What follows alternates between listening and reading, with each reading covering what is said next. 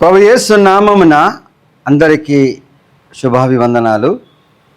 ఈరోజు మనము ధ్యానించుకునే దైవ వాక్యము సామెతల గ్రంథము 21వ అధ్యాయము 2వ వచనం నుంచి కొన్ని వచనాలు మనం ధ్యానించుకుందాం. ఒకడు తనకేర్పరచుకొనిన మార్గం ఎట్టిదైనను తన దృష్టికి అది న్యాయముగానే అగుపడును. యెహోవాయే హృదయములను పరిశీలన చేయువాడు. నీతి న్యాయములను అనుసరించి నడుచుకొనుట బలులను నర్పించుట కంటే యెహోవాకు ఇష్టము. అహంకార దృష్టియు గర్వ హృదయమును భక్తిహీనుల క్షేమమును పాపయుక్తములు. 11వ వచనంలో మనం చూస్తే, అపహాసకుడు దండింపబడ చూచి జ్ఞానము లేనివాడు జ్ఞానము పొందును. జ్ఞానము గలవాడు ఉపదేశము వలన తెలివినందును. నీతిమంతుడైన ఒకడు భక్తిహీనులు ఇల్లు ఏమైనది కనిపెట్టును. భక్తిహీనులను ఆయన నాశనములో కూర్చును. న్యాయమైన క్రియలు చేయట నీతిమంతునకు సంతోషకరము, పాపము చేయవారికి అది భయంకరము. ఒకడు తాను చేసే క్రియలన్నీ కూడా తనకు జ్ఞానాన్ని బట్టో తనకున్న పరిస్థితులను బట్టో న్యాయబద్ధంగా ఉన్నాయని యోచిస్తూనే ఉంటాడు. అంటే మనుషుల యొక్క నీతి అంత మాత్రమే ఉంటుంది. తను చేసే క్రియలు ఆయా కారణాలను చూపిస్తూ దీన్ని బట్టి ఈ క్రియ నేను చేస్తే ఇది న్యాయబద్ధంగా ఉంటుంది, ఇలాతే ఇక నేను చేయవలసిందే, మరి ఈ పరిస్థితుల వల్ల ఇట్లా చేస్తున్నాము, చేసే క్రియలను సమర్థించుకుంటూ ఉంటారు. కానీ ఆ క్రియలో నీతిమత్వం ఎంతవరకు ఉంటుందని గ్రహించరు. అనుదిన జీవితంలో మనం చేస్తున్న అనేకమైన కార్యాలలో మనం మన యొక్క నీతిని అనుసరిస్తుంటాం. ఇది నీతిగా ఉంది, ఇది మనకు ధర్మమే, వాళ్ళు చేస్తున్న క్రియకి ఇది మనం చేసే అన్యాయం కాదు, దేవుని నిలిచినట్లే అని మనకి మనము మోసపుచ్చుకొని లేకపోతే మనకు మనం సమర్థించుకొని చేస్తున్న క్రియల వలన ఏమొస్తుందంటే ఇక్కడ అహంకార దృష్టియు గర్వముతో కూడిన యోచనలు భక్తిహీనుల క్షేమం అన్నీ కూడా రీతిగా ఉంటుంది. ఏంటి, వారు తమకున్న జ్ఞానాన్ని బట్టి, తమకున్న బలాన్ని బట్టి, తమకున్న ఫలిస్తులను బట్టి అది న్యాయముగా తోచింది అని చేయటం అనే క్రియలు దేవునికి ఎంత విరుద్ధమయ్యో వారి గ్రహింపక నీతిమత్వాన్ని కోల్పోయిన వారు అవుతారని వాక్యంలో చెప్పబడింది. అదే విషయాన్ని మనము బైబిల్ గ్రంథంలో అబ్షాలోము విషయంలో మనం చూస్తే మనకి అర్థమవుతుంది. సమూయేలు 2వ గ్రంథము 13వ అధ్యాయం నుంచి మనము కొన్ని వచనాలు చూస్తే, దావీదుకి మయాకాకు పుట్టిన కుమారుడైన అబ్షాలోము, తనకి సహోదరైన తామారు, దావీదుకి మరొక భార్య ద్వారా కుమారుడైన అమ్నోను. అయితే ఈ అమ్నోను తామారుని చూసినప్పుడు మోహించి, మరి ఆమె వరుసకు చెల్లెలవుతుంది, కన్యక ఉంది కాబట్టి ఆమె ఏం చెల్లిన స్థితిలో చాలా విచారంగా చిక్కి శల్యమైన పరిస్థితుల్లో ఉన్నప్పుడు దావీదు తమ్ముడైన షిమ్యా కుమారుడైన ఒక మంచి సలహా ఇస్తాడు. సలహాలు చాలామంది ఇస్తారు, కానీ ఆ సలహాలు పాటించటంలో సమస్యలు కానీ ప్రయోజనము కానీ మరి వచ్చేవన్నీ కూడా మరి చేసేవాళ్ళకి వస్తేనే గ్రహించాలి. మనకి చాలామంది చాలా విషయాలు చెప్తారు. రోడ్డు మీద వెళ్తున్నప్పుడు ఏదైనా చిన్నది అయిందనుకో, ఏదైనా చిన్న ఏమైనా కొట్టేయాలనుకో, ఆవేశం తరిసేవాడు మన ముందుగానే వెళ్ళిపోయి అవతలను కొట్టి తర్వాత వాడు వచ్చి మనల్ని కొట్టి చాలామంది చూస్తూ ఉంటాం. అంటే కొన్ని కార్యాలు మన తరపున చేస్తున్నట్టు లేదా మనకి సలహా ఇస్తున్నట్టు ఉంటుంది, కానీ దాని వచ్చే విష పరిణామాలు భరించవలసింది మరి మనమే. అది గ్రహించక వారి యొక్క సలహాని చాలా గొప్పగా యోచించి కార్యాలు చేసినప్పుడు ఎటువంటి పరిస్థితి వస్తే చూద్దాం. ఈ అమ్నోనికి ఏం సలహా ఇచ్చాడు, నువ్వు ఎందుకు విచారంగా ఉన్నావు, మరి తామారు విషయంలో మీ ఇద్దరు ఒక తల్లి అన్నా కూతుర్లు కాదు కాబట్టి నువ్వు మోహించావు, సరే మీకు దక్కాలంటే మామూలుగా దక్కదు, నువ్వు బాగా వ్యాధిగ్రస్తుడిగా ఉంటే నీ తండ్రి వస్తాడు, వచ్చినప్పుడు ఆ తండ్రితో ఆమెతో పరిచర్యలు చేసుకుని చెప్పు, ఆ రీతిగా చెప్పితే పంపిస్తాడు, అప్పుడు అవకాశాన్ని బట్టి నువ్వు అనుకున్నది జరగవచ్చు అని చెప్తాడు. అసలు అమ్నోనికి వరుసగా చెల్లెలవుతుంది. ఒకవేళ ఏదైనా జరిగితే రాజుకి తెలిస్తే ఊరుకోడు, లేకపోతే అది అంత సామాన్యమైన విషయం కాదు. కన్యకగా ఉన్న వాళ్ళని అసలు ఏం చేయకూడదు ఆ రోజుల్లో. మరి ఇన్ని సంగతులు తెలిసినప్పుడు రాజాస్థానంలో అన్ని విషయాలు తెలిసిన జ్ఞానవంతుడై ఉన్న అమ్నోను చెప్పిన దాన్ని వినేసి, సరే ఇది ఏదో బాగానుంది నాకు అవకాశం అంటే మనకి ప్రలోభం ఆ రీతిగా ఉంటుందన్నమాట. ఇది మంచిది చెడు తర్వాత దాని పర్యవసానాలు యోచించే మరి స్థితిలో ఉండరు మనుషులు. ఏది తనకి కావాల్సింది అందుబాటులో వచ్చే అవకాశం ఉంది, దాన్ని వాడుకుని దాన్ని ఏదైతేగానే పొందితే చాలనుకుంటారు, కానీ పర్యవసానంగా వచ్చే అనేకమైన సమస్యలు తర్వాత సరిదిద్దులోని పరిస్థితి ఉంటుంది. కాబట్టి మన జీవితాల్లో వచ్చే అనేకమైన అవకాశాలు విషయాల్లో మనం ఉన్న వాటిని మరి మంచిదో కాదో అని యోచించక ఎంచుకుని వెళితే సమస్యలు పడిపోతాం. ఆ సమస్యలు ఒకదాని వెంట భయంకరంగా మనల్ని పాపంలోకి తీసుకువెళ్ళిపోతుంది. పాపం అంటే మనం కూర్చుని ఊరిని ఏదో పాపం చేద్దాం అనుకోవద్దు. మనకున్న అవసరాలను బట్టో, మనకున్న కష్టం బట్టో, మనకున్న అవకాశాలను బట్టో, మనం ఆయా పరిస్థితులను బట్టి మనం ప్రోత్సహించే వాళ్ళని బట్టో ఉన్న మన మంది మార్బలంతో చూసుకుని మన యొక్క జ్ఞానాన్ని, వివేచనను, మన యొక్క నీతిమత్వాన్ని మరి పక్కన పెట్టి చేస్తే అది శాపంగా మారి మనకు జీవితం ఎన్నటికీ తిరిగి రాని పరిస్థితిలోకి వెళ్ళిపోతుందని యోచించక మనుషులు వచ్చిన అవకాశాన్ని మరి తనకు అనుకూలంగా మరల్చుకోవాలని చేసే ప్రయత్నమే ఇక్కడ అమ్నోను చేస్తున్నాడు. మరి ఇతని సలహాను పాటించి ఎప్పుడైతే వ్యాధిగ్రస్తుడిగా ఉన్నాడో మరి అతను ఎంతో శల్యమైపోతున్నా తెలుసుకున్న రాజు దావీదు వచ్చి పరామర్శించి ఏంటి ఇట్లా అయిపోతున్నాయి ఎందుకు అని అంటే, అప్పుడు అనారోగ్యంతో ఉన్నాను, సరైన ఆహారం తినలేకపోతున్నాను ఆ రీతిగా చెప్పినప్పుడు దావీదు మరి ఎట్లా నీకు ఏం చేయాలన్నప్పుడు తనకు సేవ చేయడానికి లేకపోతే తనకి ఆహారాన్ని వండి పెట్టడానికి తామారుని పంపిస్తే నా ముందు ఆమె వండితే నేను ఆహారం తిని కొంచెం బలపడతానన్న రీతిగా చెప్తాడు. మరి వాస్తవంగా చూస్తే తను చాలా శల్యమవుతున్నాడు. మరి ఇక్కడ చేసే వాళ్ళ వల్ల పట్టలేదు, తామరంటే చెల్లిలే కాబట్టి పంపిస్తే అని ఆదుకోవటం మంచిదే, తనకు ఇంకో భార్య కుమార్తెనను. మరి ఆ విషయంలో ఏమీ యోచించాల్సిన అవసరం లేదు రాజుకి. కొడుకు కోరాడు, మరి ఈ రీతిగా పంపిస్తే అనే యోచన లేని దావీదు మరి ఎంతో కుటిలత్వంతో కూడిన యోచనతో అమ్నోను.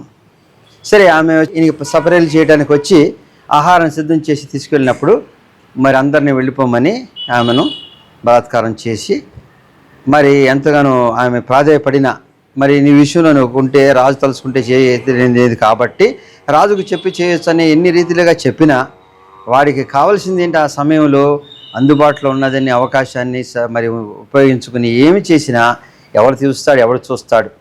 ఎంతగానో దేవుని నిలిచి చేస్తున్న అనేక క్రియలు అనేకమైన వాటికన్నా ఉత్తమైనది ఏంటంటే నీతి న్యాయం అనుసరించాలి. ఇది ఎవరికి తెలుస్తుంది? దేవుడు చూస్తున్నాడా? మరుగైపోతుంది, దేవుడు గ్రహించగలడని. సమస్తమును ఎదిగిన దేవుడు, నీ హృదయ అంతరంగమున ఏమైతే యోచిస్తున్నావో తెలిసిన దేవుడు. నువ్వు అంతరంగం యోచించి చేసే క్రియలలో నీకు శాపగ్రస్తమైన పరిస్థితులు ఏమొస్తున్నాయో చూసి గద్దించే దేవుడు మరి ఎప్పటికప్పుడు చెప్తున్నాడు. అయితే అది ఎవరు గ్రహించరని నువ్వు చేస్తే పాపంలోకి వెళ్ళిపోతావు. బలుల కంటే ఎంతో శ్రేష్టమైనది హృదయంలో నువ్వు నీతి న్యాయాలను అనుసరించు. అది అనుసరించినప్పుడు పాపము నీ వాకిట పొంచి ఉంటుంది. అంతే, మనం ఎప్పుడైతే మన హృదయంలో దురాలోచనతున్నామో ఆ చేయబోయే క్రియలో పాపానికి నడిపిస్తూ ఉంటుంది. ఆ ప్రలోభంలో మనం పాపం చేస్తున్నామని తెలిసినా ముందు జరుగుతున్న పాపాన్ని చూసినా ఆపుకోలేని పరిస్థితిలో మనము దిగజారిపోయిన పరిస్థితి వస్తుంది. కాబట్టి మన యోచనలోనే మనము ఇది నీతి న్యాయాలు అనుసరించకుండా లేదు అనుకున్నప్పుడు ఆ పని విషయంలో పక్కన పెట్టాలి. ఆ పని విషయంలో మనం వెళ్ళినప్పుడు నీతి న్యాయాలతో మనము నిలవలేము. మన యొక్క కార్యములు దేవుని యందు నిలిచి ఉండాలంటే మన యోచనలలో అంతరంగంలో కూడా మరి ఎటువంటి విరుద్ధమైన కార్యాలు, దేవునికి విరుద్ధమైన క్రమములో మనం చేయకూడదు. అమ్నోను ఏం చేశాడు? ఆమెను వరుస కాదు మోహించాడు, తర్వాత బలాత్కారంగా పొందాలనుకున్నాడు. చాలా సంఘటనలు, చాలామంది విషయాలు ఇట్లాగ వస్తుంటాయి. మనము నీతి న్యాయంగా చేస్తే జరగదు కాబట్టి వేరే రకంగా చేయక తప్పదు. మరి ఇటువంటి వేరే రకంగా చేసినప్పుడు దేవుని యందు నిలిచి ప్రయోజనం ఏంటి? దేవుని యందు నిలవటం ఏంటి? అటువంటి క్లిష్ట సమయంలో, అటువంటి కష్ట పరిస్థితుల్లో నీ యొక్క నీతి న్యాయాలని మర్చిపోకుండా దేవుని యందు నిలిచినప్పుడు దేవుడు నీకు మార్గం చూపిస్తాడు తప్ప నీకు తెలిసిన మార్గం వెంట వెళితే పాపంలోకి వెళ్ళిపోతాను వాక్యం చెప్తుంది. మరి ఇక్కడ అమ్నోను ఆ రీతిగా ఆమె విషయంలో బలాత్కారం చేసిన మరుక్షణం ఏం చేశాడు? అప్పటి వరకు ఎంతగానో ఆమె గురించి మోహించాడు, కానీ ఆమె విషయంలో చేసిన తర్వాత ఆమెను చేదరించుకొని ఒక దాసి దాని వల్ల బయటికి తోలేశాడు. అంటే మరి అప్పటి వరకు అంత ఆవేశం ఉన్న వ్యక్తి ఆ మరుక్షణం అట్లా అయిపోవట కారణం నువ్వు యోచించిన కార్యము పాపకార్యం. కాబట్టి అది పాపము ఎల్లకాలము ఒకటే రకంగా సంతోషంగా మనిషిని ఉండనివ్వదు.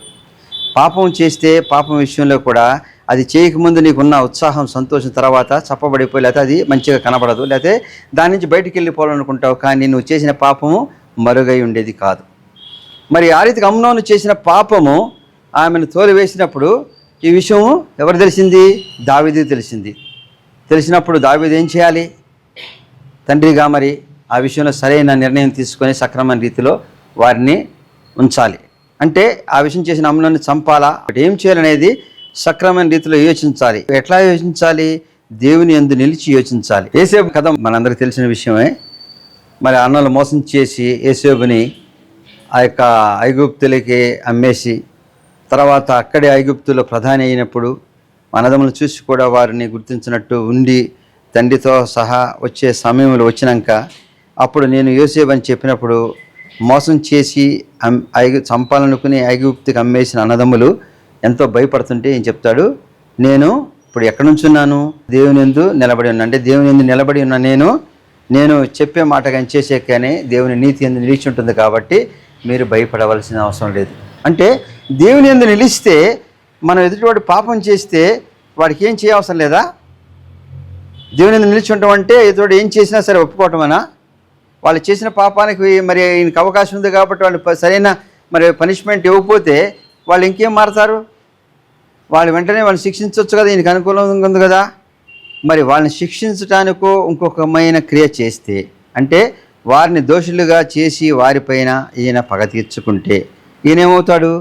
ఈయన కూడా పాపం చేసిన వాడు అవుతాడు. అది దేవుని యందు నిలిచిన వాళ్ళకి మాత్రమే తెలుస్తుంది దేవుని నీతి అంటే అదే.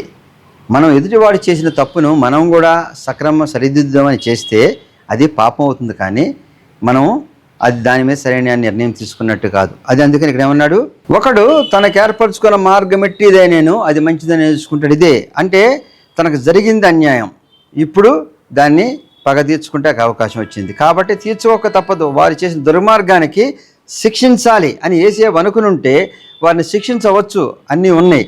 కానీ శిక్షించకుండా వారిని క్షమించి దేవుని నిలిచున్నాను కాబట్టి మీకు ముందుగా నన్ను పంపించాడని చెప్పాడు.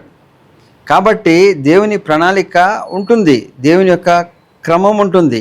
మనము చేయవలసిన క్రియలు మనం చేయాలి, కానీ దేవుడు చేయవలసిన అంటే వారి యొక్క పాపాలను క్షమించో ప్రాయచిత్తం చేయవలసిందో అది దేవుడు నిర్ణయించి ఆయన తగిన సమయం తగిన రీతిగా చెప్తాడు. కానీ మనుషులు వారి యొక్క జ్ఞానాన్ని బట్టి వారికి ఉన్న పరిస్థితిని బట్టి వారికి ప్రాయచిత్తముగా చేద్దాం అనుకుంటారు, కానీ వారు చేసేది ఏంటి? అక్కడ పగా ప్రతీకారము ద్వేషం. ఈ పగా ప్రతీకారము ద్వేషమే పాపంలోకి నడిపిస్తుంది. దేవునికి వ్యతిరేకమైన పదాలవే. పగా ప్రతీకారం ద్వేషంతో నువ్వేం చేసినా అది పాపం అవుతుంది, కానీ నీకు జరిగిన అన్యాయాన్ని క్రమం చేసినట్టు కాదు. అయితే ఇక్కడ దావీదు సక్రమైన రీతిలో ఆయన చెప్పలేదు. అయితే ఈ విషయాన్ని విన్న అబ్షాలోము ఈ విషయాన్ని తెలుసుకుని తనలో ఏముంచుకున్నాడు? పగ ఉంచుకున్నాడని వాక్యం ఉంది. అంటే ఈ రీతిగా నా చర్యలను చేస్తాడు, ఇంతమంది ఉన్నా ఏం చేయలేమనుకున్నాడా, ఇంత అన్యాయంగా చేస్తాడా, ఇంత దుష్కార్యం చేస్తాడా, ఇప్పుడు రాజు కొడుకునంటే మేము కాదా, ఈ మమ్మల్ని పట్ల చేసిందని ఏ రీతిగా పగ తీర్చుకోవాలి, ఆ రీతిగా పగ పెంచుకున్నాడు. కానీ మరి ఆ రీతిగా చేసినందుకు అటువంటి దోషమైన కార్యము చేయకుండా లేదా అటువంటి దోషాన్ని ప్రాయశ్చిత్తం చేసుకునే దిశగా యోచించి ఉంటే వేరేగా ఉండేది. మరి ఏం చేశాడు? కొంతకాలం ఆగాడు. కొంత సంవత్సరం అయిన తర్వాత గొర్రెలకు బొచ్చు కత్తిరించే కార్యక్రమం అప్పుడు చాలా గొప్పగా జరుపుకునేవాళ్ళు. ఎందుకని అప్పుడు పశు సంపదే వారికి ఆస్తి. బొచ్చు కత్తిరించినప్పుడు గొప్పగా పండగ చేసుకునేలాగా ఉండేది. ఆ సమయంలో అందరినీ పిలిచి వినోదాలన్నీ జరిగేవి. మరి అటువంటి కార్యక్రమాన్ని పెట్టి వెళ్ళి తండ్రితో చెప్తాడు అబ్షాలోం, నేను ఇట్లా గొప్ప కార్యాన్ని చేస్తున్నాను, మీ అందరు రావాలన్నప్పుడు దావీదు చెప్తాడు, మీ అందరం రావడానికి వస్తే నీ దగ్గర సరిపోదు, అక్కడ నీకున్న స్థలం సరిపోదని చెప్పినప్పుడు అడుగుతాడు, సరే నువ్వు రాకపోతే మరి అమ్నోనుని వీళ్ళందరినీ పంపించమంటాడు. అమ్నోను వీళ్ళందరూ ఎందుకు? రాజుకి కొంచెం సంశయం ఉన్నా లేదు, అందరు అన్నదమ్ములు మేము అందరం కలిసి సంతోషం చేసుకుంటాం కాబట్టి దావీదుతో సహా ఆహ్వానించినప్పుడు సరే వీడిలో ఎటువంటి పగా ప్రతీకారం లేదేమో, అందరితో కలిసి చేసుకుంటున్నాడు కాబట్టి మరి అనుమతి ఇస్తాడు. ఈ రీతిగా అమ్నోను కార్యక్రమంలో వచ్చినప్పుడు మత్తు పానీయాల్లో ముంచివేసి మరి తన యొక్క బట్టలతో అమ్నోన్ని చంపే కార్యం అబ్షాలోం చేస్తాడు. ఇప్పుడు ఏమైంది? అమ్నోను ఆమెను బలాత్కారం చేశాడు, లేకపోతే ఆమె తోసివేశాడు, ఎంతో పాపం చేశాడు, భయంకరమైన వ్యక్తి. మరి ఆ యొక్క వ్యక్తికి ఈయన పగ పెంచుకొని చేసిన కార్యం ఏంటి? అమ్నోను చంపేశాడు. అమ్నోను చంపిస్తే ఇతను చేసిన పని ఏంటి? ఇంకా పాపంలో పడిపోయాడు. కాబట్టి పగ తీర్చుకున్నావంటే నువ్వు దేవుని యందు ఉన్నవాడివి కాదు. పగ తీర్చుకోవటము లేకపోతే అవతల జరిగిన కార్యానికి న్యాయము తీర్చటము నీ వంతు కాదు. అది దేవుడు తన ప్రణాళిక చొప్పున ఎవరి పాపములను వారికి తెలిసే రీతిగా ప్రాయశ్చిత్తం చేసే రీతిగా వారి జీవితాల్లో చూపిస్తాడు. అయితే నీ ప్రణాళిక చొప్పున నువ్వు యోచించిన ప్రకారం ఉండదు కాబట్టి మనుషులు తొందరపడి లేకపోతే ఆవేశపడి పగ ప్రతీకారం అనే విషయాన్ని పెంచుకోవటం వల్ల పాపంలో పడిపోతారని ఈరోజు మన వాక్యం తెలుసుకుంటున్నాం. అంటే మనకున్న పరిస్థితులను బట్టి మనకున్న జ్ఞానాన్ని బట్టి యోచించి పాపంలో పడిపోకూడదు. ఇక్కడ ఎప్పుడైతే అమ్నోనుని చంపేశాడో, చంపేసిన వెంటనే ఏమవుతుంది? మరి రాజుకి ఎంతో ఆగ్రహం వస్తుంది కాబట్టి చంపిన వెంటనే గెర్షోను ప్రాంతానికి వెళ్ళిపోయి కొంతకాలం ఉన్నాడు. పగని ప్రతీకారంగా తీర్చుకుని అమ్నోను చంపేశాడు. చంపిన తర్వాత తెలిసింది ఇది పాపం వద్దే, రాజుకి కోపం వస్తుంది. ఆ పగ ఉన్నంత కాలము ఏ రీతిగా పగని సాధించాలి, ప్రతీకారం అనే తన యోచనలతో అనేకమైన కార్యాలు చేస్తూ ఉంటారు, కానీ మరి యథార్థమైన జీవితం జీవించలేకపోతారు. అటువంటి పగ ప్రతీకారాలు మనిషిలో ఉన్నంత కాలము మరి లోకానుసారమైన జీవితంలోనే అనేకమైన క్రియలతో దేవుని విరుద్ధమైన జీవితం జీవిస్తూ దేవుని నీతిని కోల్పోయిన వారుగా జీవిస్తారు. కాబట్టి పగ ప్రతీకారము మనము ఎదుటి వారిని ఏదో చేద్దాం అనుకున్నాం, కానీ ఆ విషయం చేయవలసింది దేవుడు, కానీ నువ్వు కాదు.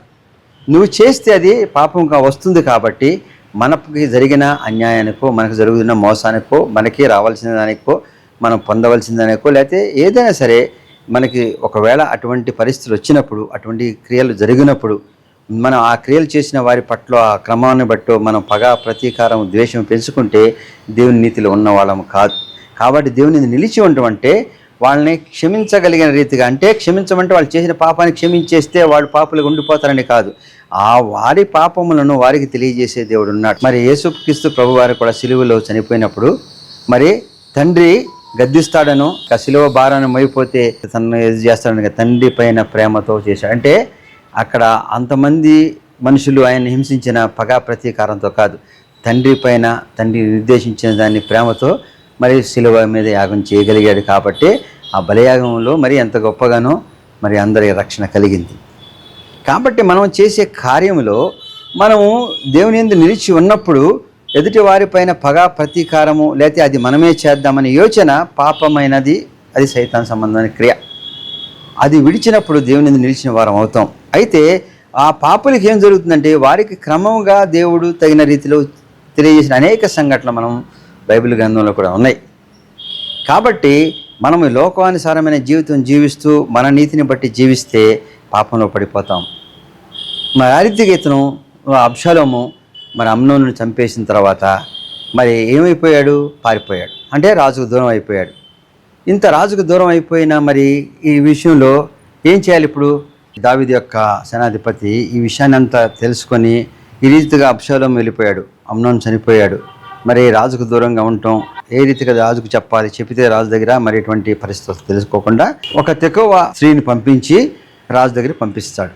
ఆమె దావీదు రాజు దగ్గరికి వచ్చి ఆమె విషయం చెప్తుంది. ఆమెకి 2 కుమారులు ఉన్నారు. వాళ్ళిద్దరూ కూడా పొలంలో పని చేసుకుంటా కొట్టుకున్నప్పుడు ఎవరు విడిదీయలేనప్పుడు ఒకడు చచ్చిపోయాడు, రెండోవాడు బ్రతికాడు.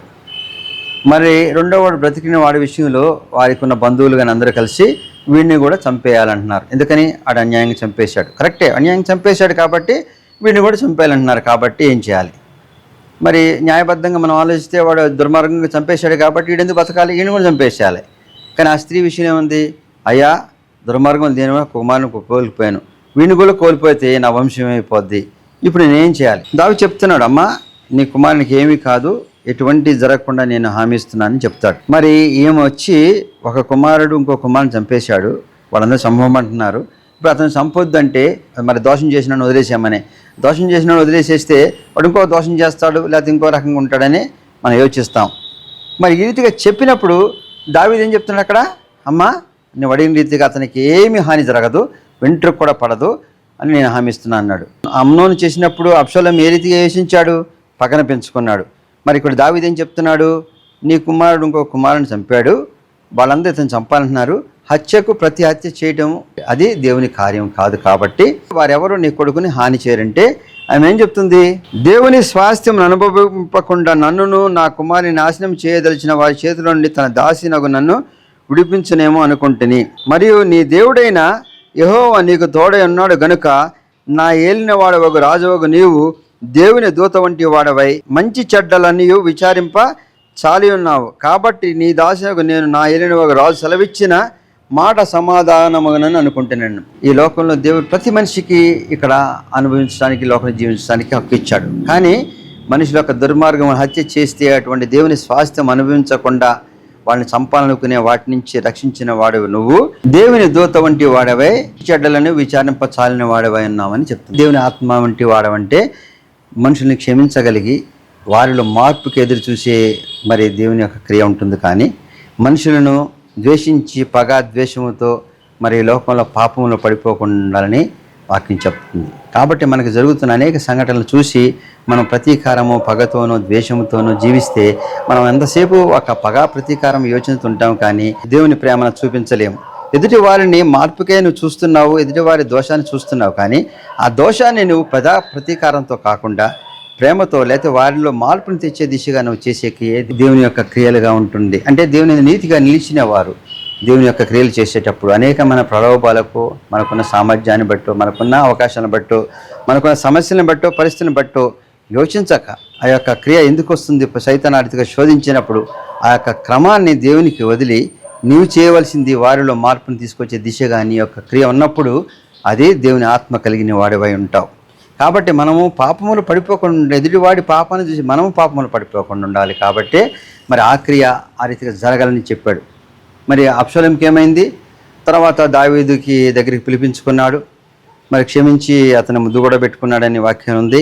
ఎంతగా రాజు క్షమించి ఆదరించిన మరి రాజాస్థానంలో ఉండి దావీదుకు విరుద్ధముగా అనేక మందిని ప్రలోభం చేసుకొని ఆ రాజు దగ్గరికి వచ్చే వాళ్ళని మరల్చుకొని మరి యెరూషలేము పట్టణానికి వెళ్ళిపోయి అక్కడ రాజుగా ప్రకటించుకొని దావీదు పైన యుద్ధం చేసుకునే దుర్మార్గపు క్రియని చేస్తూ దావీదును కూడా మరి ఎదిరించి ఆ యొక్క రాజ్యాన్ని పొందాలనుకునే యొక్క క్రమం చూస్తే ఒక పాపము మన అనేకమైన పాపాలకి దారితీస్తూ వెళ్తుంది. ఒకసారి పాపం చేసినాక, ఒకసారి మనం ప్రలోభం పడినాక మనకు జీవితం ఏ రీతిగా వెళ్ళిపోతుందంటే మళ్ళీ తిరిగి దేవుని సన్నిధికి రాని పరిస్థితి వెళ్ళిపోతుంది. కాబట్టి మరి అక్కడ అబ్షాలోము కాబట్టి మొదటిగా తన యొక్క చెల్లెలి విషయంలో అన్యాయం జరిగింది అనుకున్నాడు, మంచిది. అన్యాయాన్ని ఎదిరించి దాన్ని రూపుమాపగలనుకునే యొక్క క్రియ పగతో ఎప్పుడైతే మొదలైందో, పగ ప్రతీకారాల మనిషిలో ఉన్నప్పుడు మరి దేవుని యొక్క నీతి కార్యాలు జరగలేవు.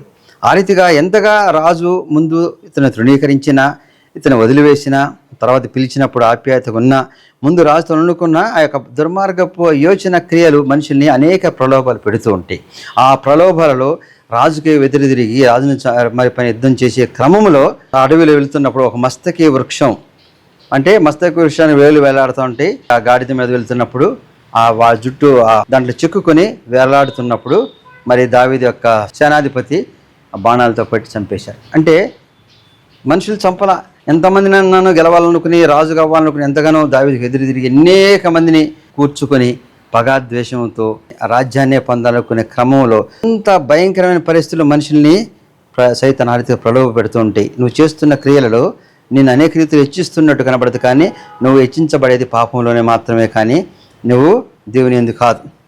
ఆ రీతిగా పాపం పెచ్చరిల్లుతూ అతను ఏమైనా చేయాలి, రాజ్యాన్ని పొందొచ్చు అనుకుని, రాజుని ఎదిరించి రాజునే మరి ఏమైనా చేయాలనుకునే క్రమంలో వెళుతూ ఆ యుద్ధం చేస్తాకి వెళ్ళినప్పుడు దేవుని కార్యము నడిచినప్పుడు ఏ మనుషులు చేయలేని గొప్ప కార్యాలు దొరుకుతాయి.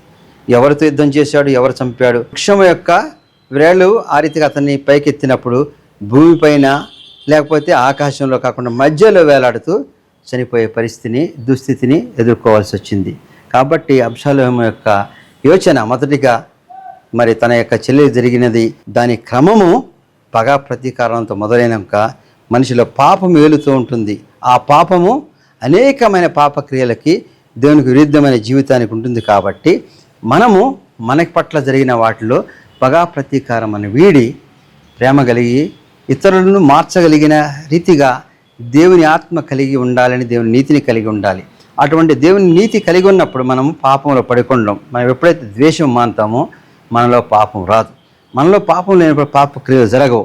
దేవుని నీతిలో మనం నడుస్తూ ఉంటాం. కాబట్టి మన జీవితాల్లో దేవుని యందు నిలిచి ఉండాలంటే ముందుగా మనలో పగా ప్రతీకారం, ద్వేషం మాని లోకానుసారమైన యోచనతో కాకుండా మరి దేవుని యొక్క ఆత్మతో, మన మనసులో మన దేవుని యొక్క నడిపింపుతో మనం ఎప్పుడైతే ఉన్నామో మనం చేసే క్రియలు పగా ప్రతీకారం, ద్వేషంతో కాకుండా ప్రేమతోనూ, ఇతరుల మార్పుతోనూ దేవుని బిడ్డలుగా జీవించగలిగి దేవుని నిలిచి మరి దేవునికి వారసులంగా ఉంటాం. కాబట్టి మరి అబ్షాలోము ఎంతగానో యోచించాడు, రాజును అయిపోతాను అనుకున్నాడు, ఎంతోమందినో కూర్చుకున్నాడు, ఎంతో ఆధిక్యత పొందాడు, ఎవరితోనూ యుద్ధం చేద్దాం అనుకున్నాడు, ఎన్నో గెలుద్దాం అనుకున్నాడు. ఒక వృక్ష వేళ్ళకి ఎందుకు నిస్సహాయ స్థితిలో మరి దేవుని ప్రణాళిక రీతిగా ఉంటుంది, మరి వేలాడి చనిపోయాడు. కాబట్టి మన యొక్క గొప్పతనం, మన యొక్క ఆధిక్యత, బలము ఇవన్నీ కూడా కొంతకాలం మంచిగా జరుగుతుంది అనుకుంటాం. కానీ దేవుని యొక్క ఉగ్రత వచ్చినప్పుడు ఒక సమస్తం దేవుని సృష్టి కాబట్టి ఒక వృక్ష వేళ్ళు కూడా ఆ మనిషిని లేపేసి ఎందుకు కొరగానే వలె మరణించే పరిస్థితిని అబ్షాలోముకి వచ్చింది.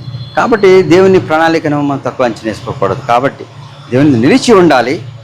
మనలో మరి ద్వేషము, పగ, పాపం మన వాకిటి ఏదైతే పొంచి ఉంటుందని చెప్పిందో అటువంటి క్రియలు చేసి పాపానికి మనము బానిసలుగా అయిపోయి ఇంకనూ పాపంలో ఉండి దేవునికి వ్యతిరేకమైన జీవితాలు జీవించాల్సిన అవసరం లేదు. మరి దావీదు మరి ఆ రీతిగా కుమారుడు చేసిన క్షమించమని ఆమెకు చెప్పి పిలిపించుకొని ఆదరించినను ఆ ప్రేమను, క్షమించే గుణాన్ని, క్షమనించి తను మరి మార్చుకునే పద్ధతిని అబ్షాలోము మరి అవలంబించినప్పుడు భయంకరమైన మరణాన్ని పొందవలసి వచ్చింది. మరి దావీదు అంతగా అతను చేసిన దుర్మార్గపు క్రియలను క్షమించి మార్పుకి ఎదురు చూసి ఎంతో ఆశ్రయాన్ని ఇచ్చాడు మరి దేవుని యందు నిలిచిన బిడ్డలు.